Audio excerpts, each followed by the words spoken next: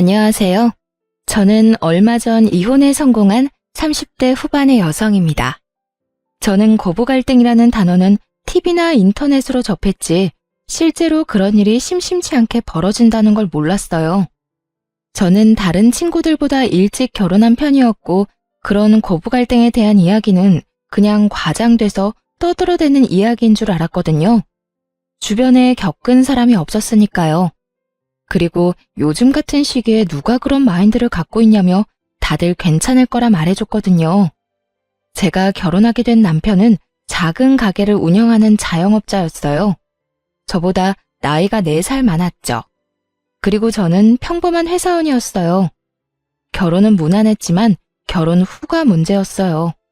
결혼 전에는 방긋방긋 잘 웃기만 하던 시모가 결혼 후에는 단 한 번을 웃어주지 않았거든요. 신혼여행을 다녀온 후부터 고부 갈등은 시작되고 있었습니다. 시모는 사람을 괴롭히는데 일가견이 있는 사람이었어요. 그건 저와 비슷한 처지에 놓인 동서도 공감할 정도였죠. 특히 제삿날에는 본인 기준의 완벽을 요하는 사람이었어요. 그런 주제에 손 하나 깜빡 안 하고 턱끝, 입으로만 사람을 부리는 스타일이었죠. 그날도 평소와 다름없이 시모가 마음껏 두 며느리를 괴롭히던 제삿날 중에 하루였어요. 예, 막걸리가 떨어졌구나. 가서 막걸리 좀 사와라. 미리 올 때 사오지 그랬어.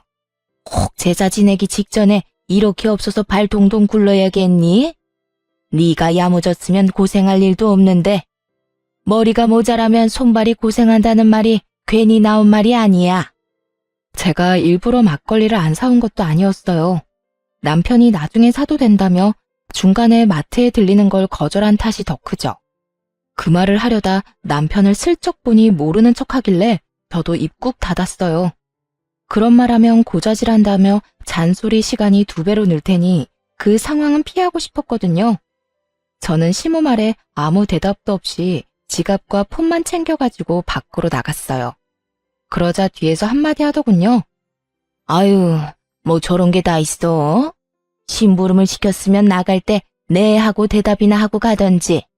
대답 없이 물건만 쏙 챙겨가지고 기분 나쁘다는 표정 가득 짓는 거 보니 안 되겠다 안 되겠어.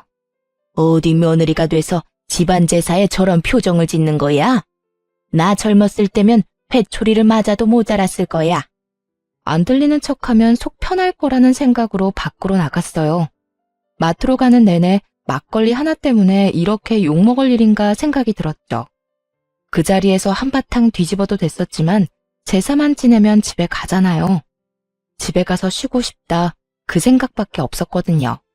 그래서 참았던 거예요.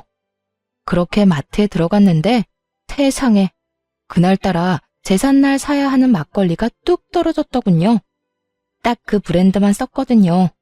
왜 그 브랜드만 쓰는지는 몰랐지만 앞뒤 설명도 없이 그것만 사오라고 했기에 그 브랜드만 샀는데 그게 없으니 어쩔 수 없이 그 옆에 있던 다른 브랜드를 사야 했어요. 혹시 몰라 또 다른 브랜드 한 명을 더 사서 시댁으로 갔죠. 시모는 막걸리 봉지를 휙 가져가 신경질적으로 열어보더니 패된 비명을 내지르더군요. 야, 너 이게 뭐 하는 짓이야? 넌 그렇게 제사를 자주 지내는데 너희 시아버지 마시는 막걸리 이름도 몰라? 지금 몇 년째 네가 맏며느리로 일하는데 어떻게 다른 막걸리를 가져올 수가 있어? 너 지금 우리 집 무시하니? 어머님, 갔더니 그 브랜드 막걸리만 다 떨어져서 안 팔더라고요. 시간이 좀 늦어서 다른 곳 돌아볼 여유도 없었고요. 그래서 다른 브랜드 사왔는데 오늘만 그걸로 사용하면 안 될까요? 너 그걸 말이라고 하니? 정말 어이가 없어서. 이딴 식으로 제사 지낼 거면 오지 마. 얼마나 기분이 더러운지 알기나 해? 제사라는 건 정성이야. 그런데 이딴 정신머리로 제사상 차리는 거 부끄럽지 않니? 어휴, 내가 죽어서도 이럴 거 눈에 뻔히 보이니 내 속이 다 탄다. 솔직히 말해봐. 우리한테 이럴 거면 우리 아들이랑 결혼은 왜 했어? 막걸리 한 병에 이런 수많은 이야기를 들을 줄은 상상도 못했어요.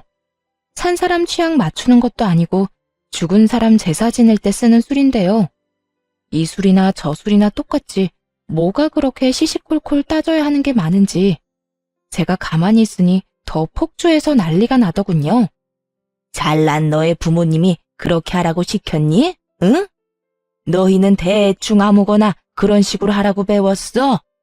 세상에, 이래서 가정교육이 중요한 거야.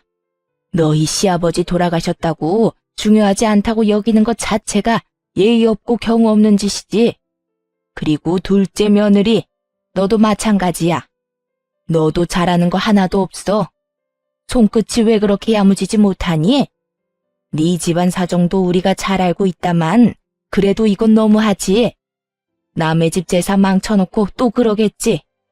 우리도 우리 집에서는 귀한 딸이에요. 귀한 딸은 웃기고 있네. 그딴 식으로 할 거면 우리 집에서 당장 나가. 나도 이런 식으로 개념 없는 애들이랑 같이 지내고 싶은 생각 요만큼도 없으니까. 아주 말로 사람을 잡더군요. 보자 하고 있으니 사람이 보자기로 보였는지 아주 할 말 안 할 말 입 밖으로 다 꺼내고 있더라고요.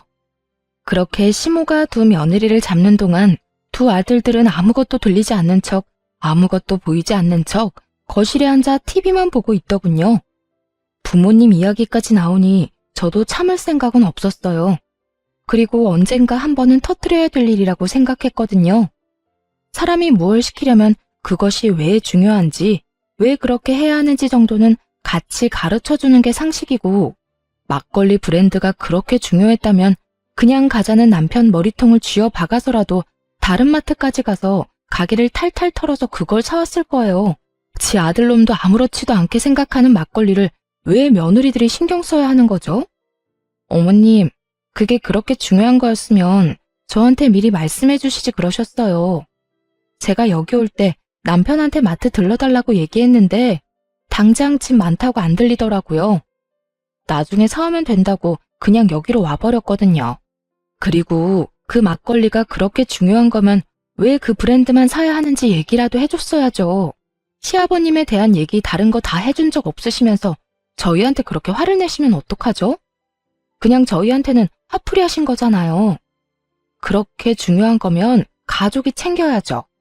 저희 같은 남한테 챙기라고 하는 게 아니라, 아니, 생각할수록 웃기네. 막걸리 하나로 이렇게 뒤집어지는데 자식이라고 아들이 둘이나 있는데 아무도 그 막걸리 신경 안 쓰는데요. 어느 집 불효자식이 그래요? 자기 집 일은 자기가 알아서 해야지. 그렇다고 며느리한테 말아준 것도 없으면서 정성이 어떻니, 결혼하니 마니 그런 얘기를 왜 하시냐고요. 뭐라고? 다시 말해봐. 너 지금 그게 시어머니한테 할 말이야? 그럼 어머님이 하신 말은 며느리한테 할 수 있는 말이라고 생각하세요? 아니, 같은 인간한테 할 수 있는 말이라고 생각하시냐고요. 누가 들어도 무시하고 짜증내고 화내고 분풀인데 그걸 왜 제가 들어야 돼요? 그걸 왜 동서가 듣고 있어요? 그렇게 중요한 제사면 어머님이 혼자 준비하세요. 며느리들 보듬어가며 가르치고 알려줘도 모자랄 판에 자기 원하는 대로 안 했다고 화만 내고 있으니 누가 어머님 장단에 맞춰주겠어요? 안 그래요? 그럴 거면 아들들 데리고 제사 지내어 속 편하시도록. 저는 많이 참는 편이긴 하지만 그렇다고 해야 할 말을 하지 않는 스타일은 아니었어요. 내성적이지는 않았죠. 다만 말을 뱉고 나면 관계를 되돌릴 수 없다는 걸 확실하게 알고 있었기 때문에 정말 관계를 개선하기 위해서 필요한 경우가 아니면 절대로 남에게 아쉬운 소리를 한 적이 없어요. 그런 제가 거의 막말에 가까운 말을 퍼부으며 시모에게 따박따박 말대꾸하는 제 모습을 보고 그들도 놀랐던 것 같아요. 그제야 슬금슬금 남편이 저한테 와서 그러더군요. 여보, 왜 그래? 왜 그렇게 화가 났어? 빨리 엄마한테 사과드려. 그렇게 큰 소리 낼 일 아니잖아. 그냥 죄송하다고 하고 넘어가면 될 일을. 죄송하다고 하고 넘어가면 될 일이라고? 이게?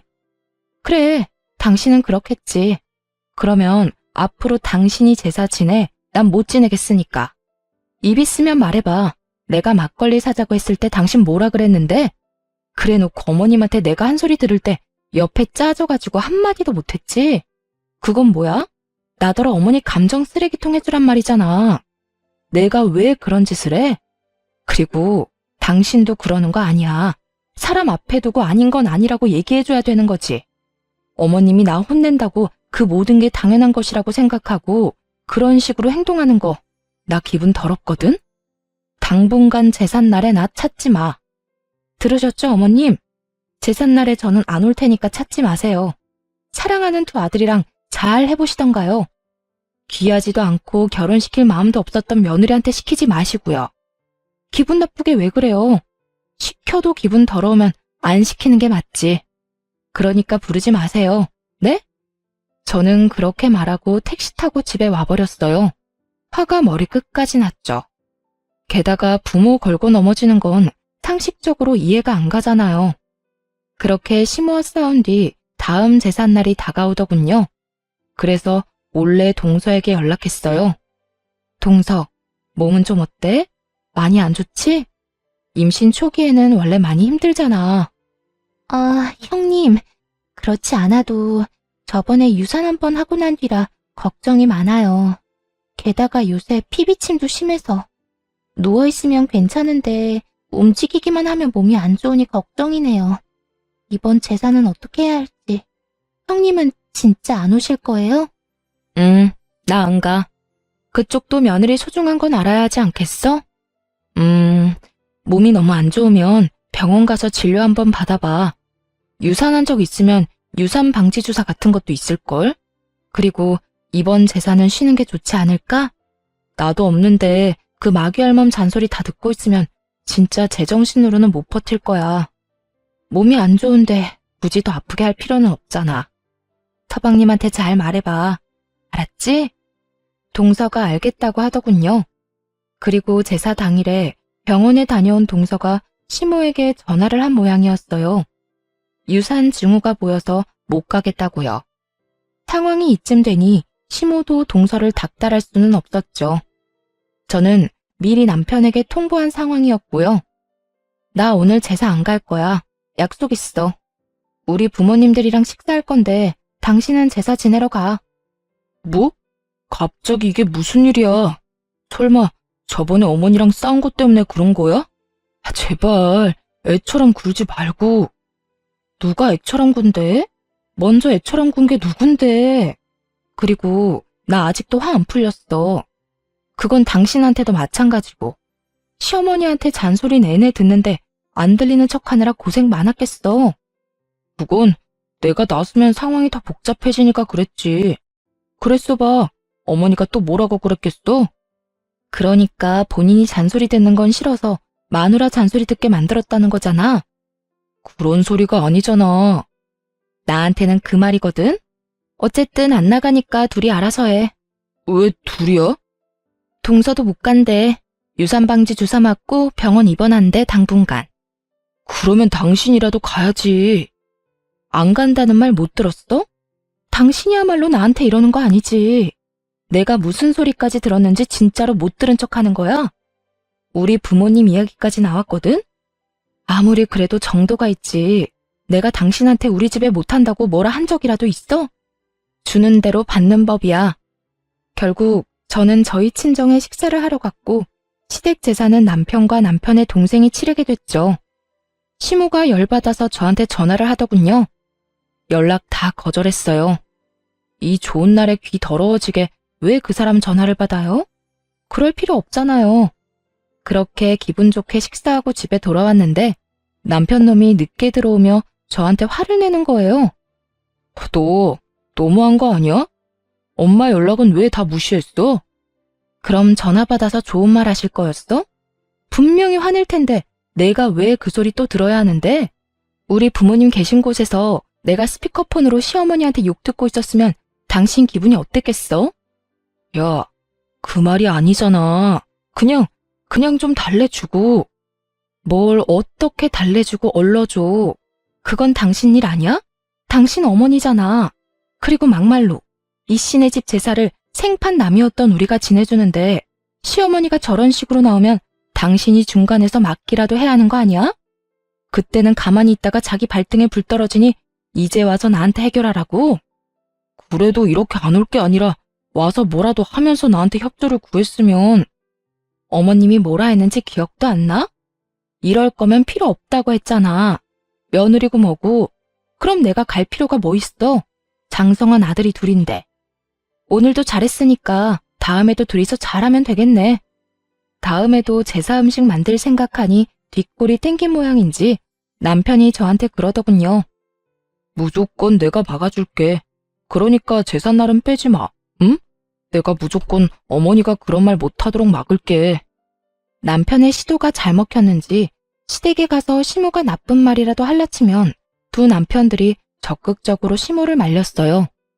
대놓고 아내를 편드는 건 아니었지만 그래도 신용이라도 하는 건 마음에 들었죠. 그리고 그런 분위기가 지속되니 시모도 분위기 보고는 서서히 잠잠해지더군요. 아들들이 잡혀 산다는 걸 눈치를 챈 모양이더라고요. 그렇게 시모와의 일이 어느 정도 마무리가 됐어요. 이제는 좀 편할 줄 알았던 제 앞날에 다시 먹구름이 낀 건 그로부터 2년 정도 지났을 때였어요.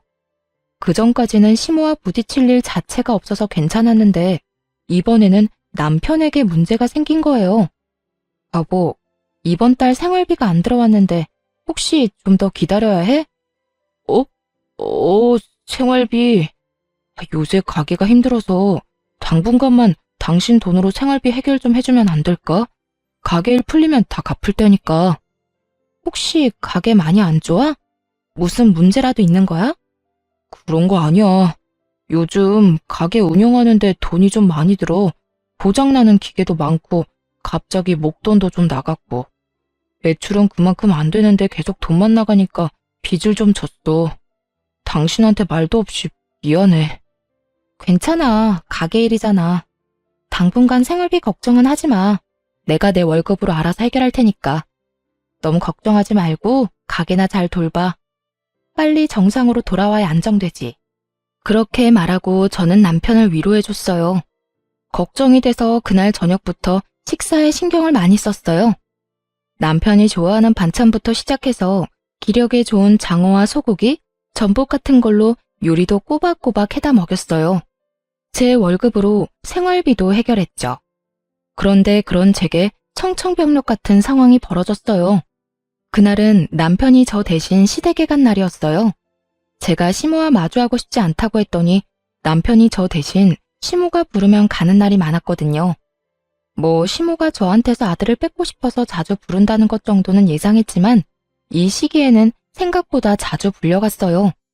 그런데 남편이 시댁에 가 있는 동안 남편 노트북으로 확인할 것이 있어 들어갔다가 말도 안 되는 메시저 내용을 확인하게 된 거예요. 남편이 누군가에게 문의를 한 내용이었는데 그게 충전과 관련한 내용이더라고요. 그런데 게임이니 카지노니 이런 말이 들어가 있는 걸 보니 아무리 문외한인 제가 보더라도 이게 사이버 도박이라는 건 모를 수가 없겠더라고요. 그걸 보는데 손이 덜덜 떨리는 것이 그때 생각하면 아직도 머리가 새하얘져요. 사실 저희 삼촌 중에 한 명이 도박하셨던 분이 있었거든요. 할머니 댁을 완전히 풍비박산을 낸 그분은 나머지 가족들에게도 들러붙어서 도박 자금을 마련하려고 했죠. 그때 부모님도 그 삼촌 때문에 고생을 많이 해서 도박이라면 치를 떠시거든요. 그런데 사위가 도박을 한다는 이야기를 들으면 어떻게 나올지 상상도 안 되더군요. 저는 남편에게 당장 전화해서 따져 물을 생각이었어요. 그런데 제 폰이 먼저 울리더군요. 상대방은 시모였어요. 네, 어머님. 넌 도대체 어떻게 되내니? 네 남편이 이렇게 아픈데도 아무것도 모를 수가 있어. 갑자기 그게 무슨 말씀이세요? 오늘 첫째랑 식사하러 왔다가 속이 안 좋다고 해서 병원에 들렀더니 간에 문제가 있다고 하잖아. 간경화란다. 너 아침밥도 안 먹이지? 밥도 제때 안 해주는 거지? 이것 봐. 내가 언젠간 너 이럴 줄 알았어. 도대체 어떻게 생활하길래 우리 귀한 아들이 아파? 밥도 안 주니? 일만 시켜? 돈 버는 기계로 보고 그러는 거냐고. 결혼을 잘못 시킨 거야. 너랑 결혼한 뒤로 애 몸이 이렇게 아프잖아. 그 말을 듣는데 순식간에 화가 나더군요. 그 귀한 자식이 사이버 도박을 하는 줄도 모르고 아프다는 이유만으로 며느리한테 모든 게 네 탓이라고 말하는 시모를 보니 어이도 없고 짜증도 났어요. 저랑 결혼한 지 이제 4년이에요. 4년 데리고 살았다고 몸이 망가져요? 그러면 애저녁에 어머님이 건강하게 나아졌으면 될 일이잖아요. 왜 저한테 따지세요? 그리고 어머니 아들한테 물어보세요. 제가 아침 저녁으로 뭘 먹이는지. 생활비도 안 주는 놈한테 저녁마다 소고기, 장어, 전복, 몸에 좋다는 건 다 해다 바치는데 뭐요? 결혼을 잘못 시켜서 그렇다고요?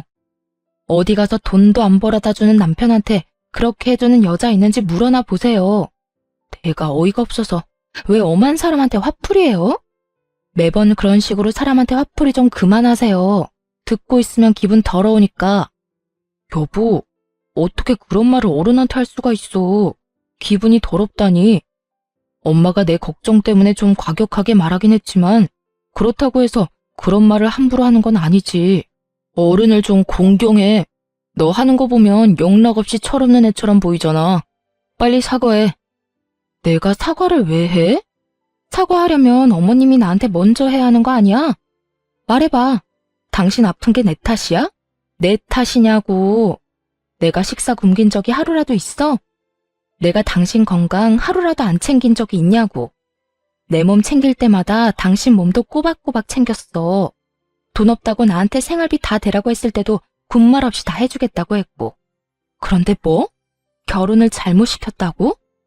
내가 병을 키웠다는 말인데 그게 맞는 말이냐고. 그래, 네가 내 건강 안 챙긴 적 없고 내 말 다 들어준 것도 맞아. 그치만 내가 말하는 건 다른 거잖아. 네가 우리 엄마한테 그런 식으로 행동하는 건 선 넘은 거라고. 선을 누가 먼저 넘었는데 어머님이 먼저 넘은 거 못 들었어? 아, 저번처럼 아예 못 들은 척 하려고? 그래, 됐어. 나도 당신 같은 사람하고 더는 못 살아. 이혼하자. 이혼하고 깔끔하게 정리해. 나는 어머님한테 사과할 마음 없고 그쪽도 그럴 마음 없으니까 그냥 여기서 각자 인생 사는 게 속 편하겠네. 안 그래? 야, 갑자기 무슨 이혼이야. 너 도대체 무슨 생각이야? 미쳤어? 이딴 일로 무슨 이혼 이야기를 꺼내? 아니, 해. 네가 뭘 잘못한 게 있다고 저 망할 년한테 잡혀 살아? 이 엄마가 너 도와줄 테니까 전연이 하자는 대로 해. 이혼한다 하면 누가 무서워할 줄 알아? 너같이 못된 애한테는 우리 애가 아까워. 너하고 우리 아들 이혼하고 나면 내가 더 좋은 여자하고 결혼시킬 거다. 그러니까 지금 당장 이혼해. 어머니, 안 돼요. 지금 저는 이혼할 만한 상황이 아니라고요. 발등에 불 떨어진 남편이 끙끙대더군요. 시모에게 뭐라고 이야기는 하고 싶었겠죠. 그런데 지가 도박하느라 돈 다 잃고 빈털터리에 마누라한테 생활 책임지게 하고 있다는 말을 할 수 있을 리가 없잖아요. 어떻게든 속이고 싶어 할 텐데 저는 솔직하게 말해서 잘 됐다 싶었어요. 이대로 이혼하면 제일 깔끔하니까요. 도박하는 놈 뒤치다꺼리 하느니 이대로 헤어지는 게 맞는 거잖아요. 아무것도 모르는 시모는 이혼하라고 난리고 남편 놈은 생각 없이 꺼낸 한마디에 생각지도 않았던 이혼 이야기를 들었으니 당황했을 거예요. 결국 남편 놈이 집까지 헐레벌떡 달려왔더군요. 그러더니 다짜고짜 그러는 거예요. 진짜 이혼할 거야? 나는 절대로 이혼 못해. 왜 우리가 이혼을 해? 내가 사과할게. 엄마가 한 말 모두 내가 사과한다니까. 그러니까 이혼 이야기도 꺼내지 마. 아니, 나는 이혼할 건데? 어머님의 괴롭힘, 그리고 아까 전과 같은 언어폭력. 내가 그런 걸 어느 정도 참으면서 살았던 건 오로지 당신에 대한 믿음 하나뿐이었어. 하지만 그 믿음을 당신이 돌려준 게 뭐야? 그래서 나도 엄마랑 너 사이 최대한 중재했잖아. 아니, 그거 말고 너 나 몰래 도박했잖아. 여태 가게가 힘들어서 빚 만들었다는 것도 싹 다 거짓말이잖아. 너 도박한 거 이미 다 알고 있어. 제가 도박 이야기를 꺼내자마자 남편 놈이 아무 말 못하더군요. 언제까지 속일 생각이었어? 나한테 아무 말 안 하고 언제까지 나 우려먹을 생각이었는데 니네 엄마 때문에 힘든데 당신마저 도박을 해? 두 사람이서 쌍으로 나를 말려 죽이려고 작정을 한 거지? 그럼 나도 내 살 길 찾아가야 하지 않겠어? 그래서 이혼하자는 거야. 고맙게 생각해. 내가 당신 엄마 앞에서 도박 이야기 안 한 거. 결국 도박 이야기를 꺼내고 나서야 이혼을 하기로 했어요.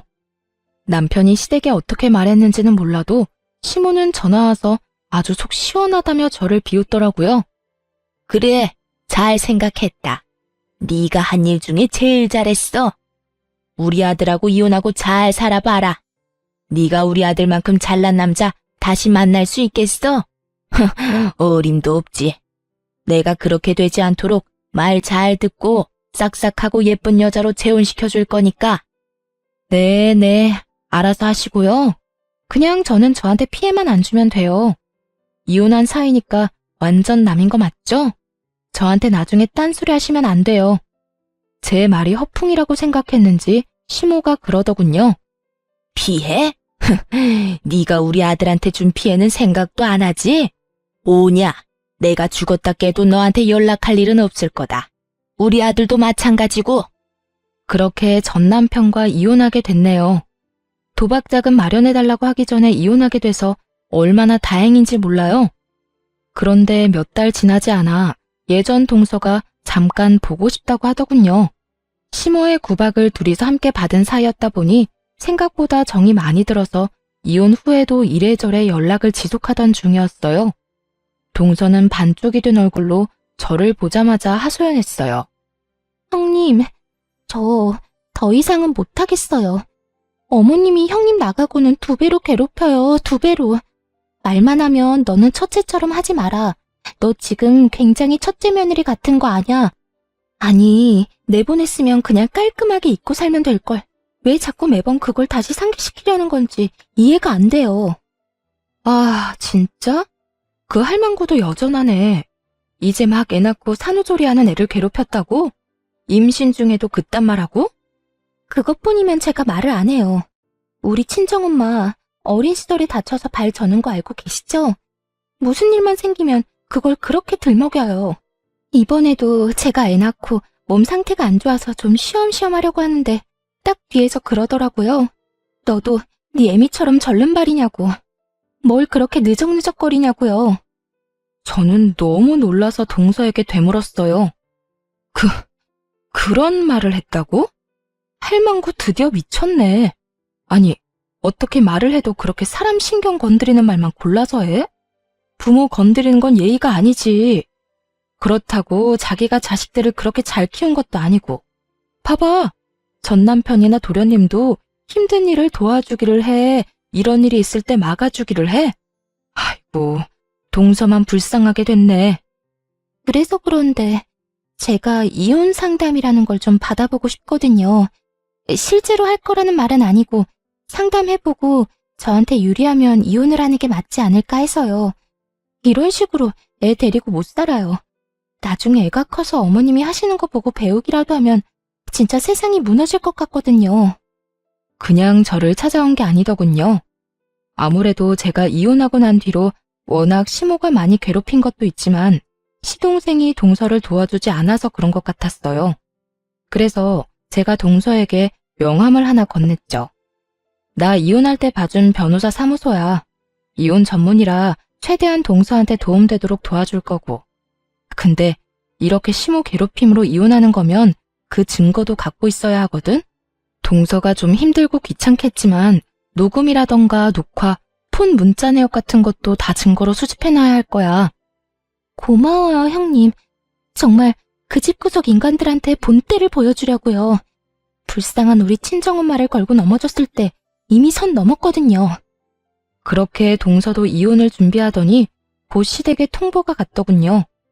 둘째 며느리의 이혼 이야기까지 나오자 그제야 발등에 불이 떨어진 걸 실감했는지 시모가 저 이혼할 때와는 다른 행동을 하기 시작했어요. 동서에게 가서 붙잡았다고 하더군요. 이혼 안 하면 안 되겠냐고요. 저한테 뭐라고 했는 줄 알아요? 글쎄, 자기가 치매에 걸렸던 것 같다면서 설마 자기가 나한테 이런 말을 했겠냐며 시치미를 뚝 떼더라고요. 치매는 무슨... 제삿날을 하루도 안 빼먹고 기억하는 양반이 치매 걸렸다고 우기는데 진짜 어이가 없더라고요. 제가 저희 친정엄마 절름발이라고 그거 가지고 나한테 괴롭힌 거 기억하냐고 물었더니 그때는 또 뭐라는 줄 알아요? 그런 이야기가 아니었대요. 아픈 부모님도 있는데 네가 더 잘해야 되지 않겠냐는 의도로 말한 거라고 하는데 형님 말대로 통화 녹음 내역 안 가지고 있었으면 빼도 박도 못하고 소송 질 뻔했어요. 진짜 그런 식으로 말했어? 나쁘네. 진짜 나빠. 그래도 이혼했으니 다행이야. 이제 어떡하기로 했어? 저는 친정으로 내려가려고요. 엄마가 발을 절기는 하지만 그 외에는 다 성하고 도리어 엄마가 애 보고 싶으니 친정에서 살라고 하더라고요.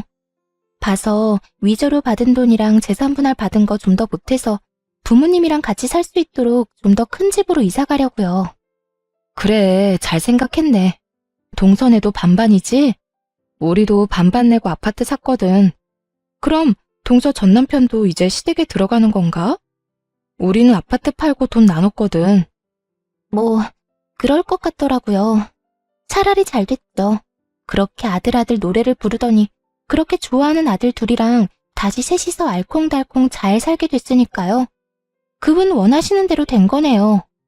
저와 이혼한 전 남편도 재산 분할 후에는 빚만 남아있는 상태라 결국 시댁으로 들어갔거든요. 그리고 이번에 또 시동생이 추가된다니 얼마나 웃긴 상황인지 말 안 해도 알 수 있었죠. 이제부터 시모는 두 아들을 건사해야 하는 상황이 온 거예요. 며느리가 없으니 식모처럼 두 아들 밥을 챙겨야 했고 매일 청소까지 해야 했죠. 그 소식을 듣는데 어찌나 고소하던지 매번 며느리 하는 거 없다며 말로만 난리치던 시모가 이제는 그 며느리들이 하던 거 고스란히 하고 있었으니 그것도 하루 이틀이죠.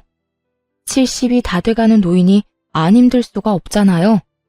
결국 자기 생각이 틀렸다는 걸 몸이 힘들고 나서야 인정한 시모가 동서에게 연락한 모양이었어요. 동서한테 얼토당토 않은 말을 했다더군요.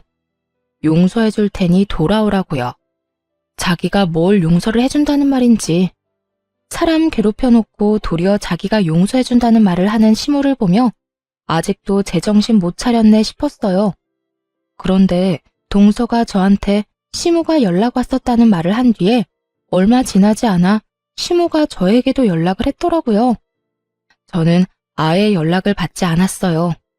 마지막에 저한테 연락하지 말라고 했을 때 죽었다 깨어나도 연락할 일 없다며 큰 소리 뻥뻥 친 게 시모였잖아요. 그래서 저는 시모 연락 자체를 받지 않았죠. 그리고 문자 남겼어요. 전화하지 마시라고 할 말 없다고 말이죠. 아주 칼같이 끊어냈더니 더 이상은 아무런 연락이 없었어요. 결국 체념했는지 다 큰 두 아들 뒤치다거리나 하며 살고 있다고 들었어요. 그래도 도박쟁이 첫째 아들이 제정신은 차렸나 보다 싶었던 그때 드디어 폭탄이 시댁으로 날아갔더라고요. 저도 폭탄이 시댁에 떨어진 줄은 몰랐는데 다짜고짜 시모가 찾아오게 되면서 알게 됐어요. 야, 네가 우리 아들 돈 가로챘지? 우리 아들한테 돈 빌리라고 해놓고 빚 만들었잖아. 이 나쁜 년, 당장 안 나와? 현관문을 두드리며 문 앞에서 난리를 피우는 시모를 보며 아, 드디어 그 문제를 시모가 알았구나 싶었어요. 그런데 이번에도 또 제 탓을 하더군요. 이혼한 지 1년이 다 되어 가는데 말이죠. 저도 열받아서 문을 확 열었어요. 문 앞에 기대서 문을 두드리던 시모 몸이 뒤로 확 밀렸죠. 야! 죽일년? 네가 그랬지? 우리 아들한테 무슨 짓 했어? 이혼하기 전에 돈 다 빼먹고 애한테 빚만 남겨? 오냐? 이런 식으로 나오겠다 이거지? 왜 아무 상관없는 나한테 와서 이 난리예요? 연락 안 한다고 하지 않았어요? 무슨 일로 여기까지 와서 행패냐고요. 무슨 일? 네가 우리 아들 빚 만들어내놓고 이혼했잖아. 지금 집으로 독촉장이 몇 개가 날아오는 줄 알아? 우리 아들이 그런 짓을 할 리가 없지. 이게 다 네가 살림을 제대로 못해서 이런 거 아니냐. 그래서 아드님한테는 물어보셨어요? 딱 봐도 아들한테 말 안 하고 나한테 먼저 온 거네. 아들한테 물어보면 어떻게 돌아가는지 정확하게 알 수 있을 건데요. 하긴 그 인간이 진실을 말해줄 리도 없지. 그럼 잘 들으세요. 당신 귀한 아들 도박쟁이에요. 도박하느라 억대 빚을 지고 나한테 생활비며 집안에 드는 돈 다 맡긴 인간이에요. 이제 아시겠죠? 그 독촉장도 다 도박 빚지고 못 갚아서 날아온 거라고요. 도박? 우리 아들은 절대 아니야. 집에서 한 발짝도 밖으로 안 나가는데 무슨 도박이야? 네가 우리 아들한테 덮어 씌우려는가 본데? 요즘에 누가 도박을 밖에 나가서 해요. 사이버 도박이라고 인터넷으로 하는 거 있어요. 궁금하시면 주변 사람 도움받아서 알아보시던가요. 여하튼 저한테는 아무 문제 없어요. 저는 그 사람 빚지기 시작할 때 이미 이혼한 상태고 도박 빚에 대해서는 갚아줘야 할 의무도 없고요. 이제 그 사람 가족은 제가 아니라 그쪽이잖아요? 제 말에 시모 얼굴이 하얗게 질리더군요. 설마 하는 표정이었어요. 이렇게 친히 가르쳐주는데도 못 믿는 걸 보니 귀한 아들 사랑이 참 대단해 보였죠. 아니다. 아니야, 그럴 리가 없어. 네가 나를 속이는 거야. 우리 아들이 도박 같은 거 할 리가 없잖아. 네 탓이야. 이건 다 네 탓이라고. 그게 아니면 말이 안 되잖아. 성실하고 착한 우리 첫째가 왜 그런 짓을... 아, 네가 끌어들였지? 네가 우리 아들한테 도박하라고 시켰지? 미쳤어요? 우리 집은 도박이라고 하면 학을 뗄 정도로 싫어해요. 이번 이혼할 때 사실 그 사람 도박인 거 알고 있었거든요. 그거 알고 저희 친정에서 빨리 인연 끊으라고 할 정도로 싫어하세요. 뭘 알고 말해야지. 아니야. 그럴 리 없어. 우리 아들이 그럴 리가 없어. 니년이 그랬잖아. 시모는 그저 저만 탓하는 기계처럼 그렇게 제 욕만 하더군요. 그렇다고 이렇게 놔둘 수도 없어서 전 남편에게 전화를 했어요. 당신 엄마 데려가라고요. 그렇게 부랴부랴 전 남편이 저희 집 앞에 왔더군요. 저를 탓하기만 하던 시모가 자기 아들을 보고는 급히 묻더군요. 너 도박하냐? 진짜로? 이 엄마한테 숨기고 도박한 거야? 어이 참, 그런 건 왜 물어보세요. 남의 집 앞에서 이러지 말고 빨리 집에나 가요. 어서 일어나요, 어서. 애미가 묻잖아. 너 도박하냐고? 진짜야? 시모가 추궁하자 더 이상 아무 말도 못하고 시모를 끌어내려고 애만 쓰는 자기 아들을 보더니 시모 얼굴이 벌겋게 달아오르더군요. 이 정신 나간 놈이 도박을 해? 내가 널 그렇게 키웠어? 그게 얼마나 무서운 병인지 알고나 하는 거야? 너 그거 손모가지를 끊어도 못 끊는 게 도박이야. 그걸로 지금 빚을 억이 넘도록 지고 망할 것 같으니라고 네가 그러고도 엄마 집에 기어들어와? 양심이라는 게 있는 놈이야? 시모가 눈 돌아가니 정말 무섭더군요. 아들을 향해 삿대질을 하며 욕을 하는데 보고 있던 저까지 놀랄 정도였다니까요. 그렇게 감싸고 돌며 우리 아들 하더니 아들이 도박을 한다는 사실을 알자마자 그런 모습은 온데간데 없고 아주 원수 보듯이 하더군요. 너 같은 놈 자식으로 키운 적 없다. 나가. 당장 내 집에서 나가. 너 이혼하고 우리 집에 들어온 것도 그 도박빚 때문이지? 우리 집에 있으면서 패기치지 말고 오늘 당장 짐 싸서 나가라. 난 너랑 한 집에 있기 싫어. 그러니 좋은 말 할 때 나가. 와, 어머니, 어떻게 그러실 수 있어요? 제가 와이프랑 이혼하게 된 것도 따지고 보면 어머니가 그렇게 만드는 바람에 이혼하게 된 거잖아요.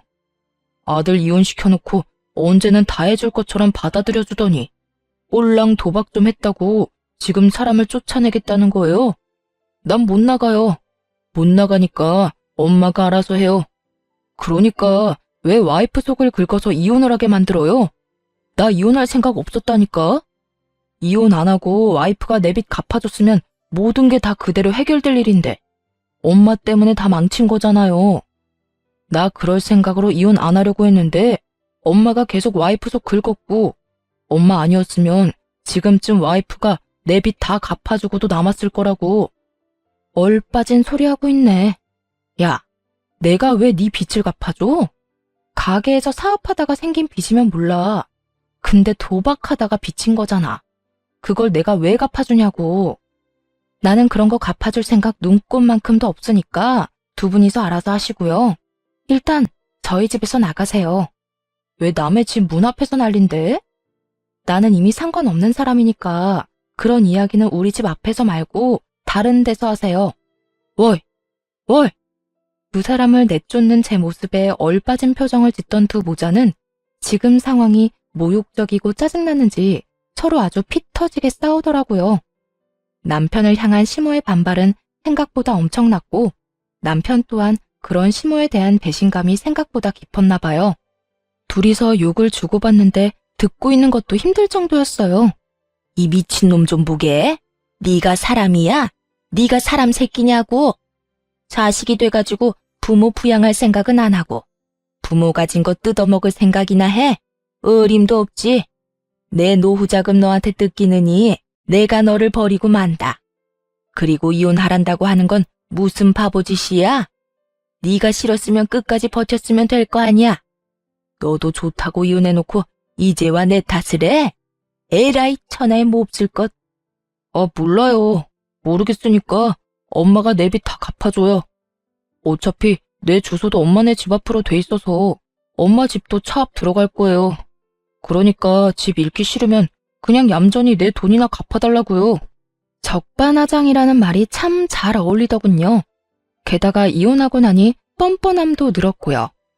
이혼하고 나서 저런 모습을 알게 돼서 정말 안도의 한숨을 내쉬었어요. 그리고 그 뻔뻔함의 수치만큼 시모의 혈압도 덩달아 올라갔죠. 이놈이 이러고도 지금 돈 갚아달라는 말이 나와? 야, 네가 망친 놈 다시 데려가. 나는 이딴 놈 자식이라고 인정 못한다. 다 알면서도 이혼한 네가 제일 나빠. 얼른 이놈 다시 데리고 가. 결국 시모는 이번에도 또 제 탓을 하더군요. 제가 도박하라고 들이민 것도 아니고 제가 도박을 하면서 물들인 것도 아닌데 말이죠. 무조건 아들 못난 점은 며느리가 잘못한 거, 아들 잘난 점은 자기가 잘한 거. 이런 식으로 생각하고 있는 시모를 보니 딱하기 그지없더라고요. 이미 반품한 지 오래됐는데 이제와 다시 가져가라니. 공짜로 준대도 다시 안 받을 건데 말이죠. 저한테 아들 돌려달라고 난리치신 게 어머님이세요. 이제 와서 데려가라 한들 원래부터 어머님 거였는데요. 그렇게 애지중지하던 착하고 대단한 아들 데려가서 예쁘고 착하고 뭐라더라? 완벽한 여자 만나서 재혼시켜준다고 하셨죠? 꼭 그렇게 하세요. 저는 한번 당해봤으니 다른 사람한테 기회 드릴게요. 혹시 모르죠? 재산 다 잃고 도박 빚만 산더미라도 좋아해줄 여자 어디 있을지. 뭐 정상적인 사람이라면 도박에 돛자만 들어도 도망가겠지만 그렇게 귀한 아드님이잖아요. 어머님처럼 맹목적으로 사랑해줄 사람 있을지도 모르죠. 한껏 빈정거리는 제 말을 듣고 시모는 그 자리에 힘없이 주저앉더니 아주 아파트 떠나가라 곡소리를 내더군요. 아이고, 내가 말년에 복이 없어서 이렇지. 어디서 여우 같은 며느리 떼어냈더니 자식놈이 사고를 치네. 아이고 내 팔자야. 이제 어쩌면 좋아. 한이 가득 담긴 목소리만 들으면 진짜 억울한 사람처럼 보이더군요. 지금 이 상황이 모두 자기가 만든 결과인데도 말이죠. 며느리인 저를 괴롭히지만 않았어도 저 빚더미 골칫거리를 떠안게 될 일은 없었을 테니까요. 만약 조금이라도 이혼하는 게 늦어졌다면 전 남편의 짜증나는 생각대로 됐을 가능성이 높았겠죠. 제가 남편 빚을 갚아주는 상황이요. 제자리로 돌아왔으니 저는 이제 이 집구석이랑은 관련 없는 사람이지만요. 좀 그만하고 일어나요. 언제까지 여기서 창피하게 이러고 있을 건데요. 빨리 일어서요. 자신을 일으켜 세우는 아들놈의 손을 탁 내친 시모가 자기 아들을 잡아먹을 것 같은 눈을 하고 자리에서 일어나 엉덩이를 툭툭 털며 경고를 날리더군요. 똑바로 들어. 나는 절대로 도박하는 놈 집에 못 들여놔. 빚 갚기 전까지 우리 집에 들어올 생각도 하지 마. 알아들었어? 그러더니 시모 혼자 뒤뚱뒤뚱 걸어가더군요. 전 남편은 아무 말도 못한 채 그저 시모 뒷공무니만 쫓고 있고요. 빚진 거마저 제 탓이라며 우리 집에 와서 온갖 분란만 만들어 놓고 돌아갈 때 사과 한마디도 없는 둘을 보니 참 똑같구나 싶었어요. 얼마나 제 탓이 하고 싶겠어요? 근데 정작 제 잘못이라고는 없으니 뱉어낼 말도 없는 거겠죠. 그렇게 돌아간 두 사람의 앞에 기다리고 있던 건 슬픈 고난의 길뿐이었더라고요. 전 남편이 뭐라고 시모를 설득했는지 모르겠지만 결국 시댁집을 팔았다더군요. 그리고 월세로 이사를 갔더군요. 시댁집 판 돈으로 도박 빚을 갚으려는데 그걸 전 남편이 홀라당 다시 도박에 날려버렸다네요.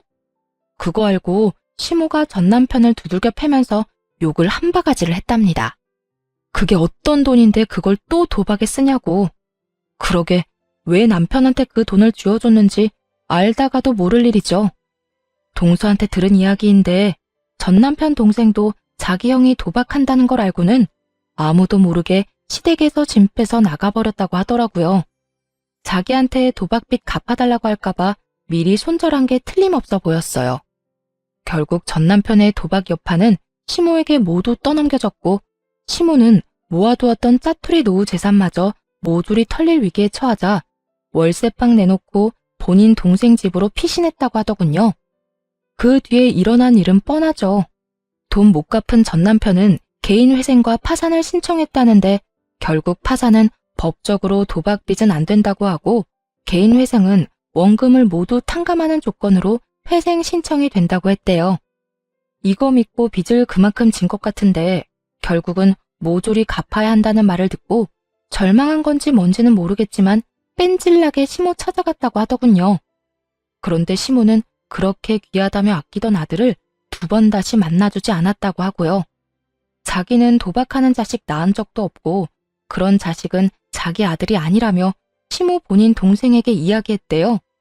그러면서 이대로 요양원 들어가서 죽을 때까지 거기 있는 게 낫겠다는 말까지 했다니 얼마나 자기 자식이 꼴도 보기 싫었으면 그런 말까지 했겠나 싶더라고요. 진짜 고부 갈등으로 이혼한 게 천만다행이라는 생각이 들 정도로 시댁의 몰락은 처참했어요. 시모는 모르겠지만 시모의 괴롭힘 덕분에 전 남편과 빠르게 손절할 수 있었던 저는 솔직히 하늘이 도왔다고 생각하거든요. 사연 글을 쓰고 있는 동안에도 그때의 일을 떠올리면 다행이라는 생각이 들 정도죠. 당시에는 괴로운 일이었지만 지금은 아무렇지 않으니 함께 즐겨주셨으면 좋겠어요. 지금까지 제 사연 들어주셔서 감사합니다. 행복한 하루 되세요.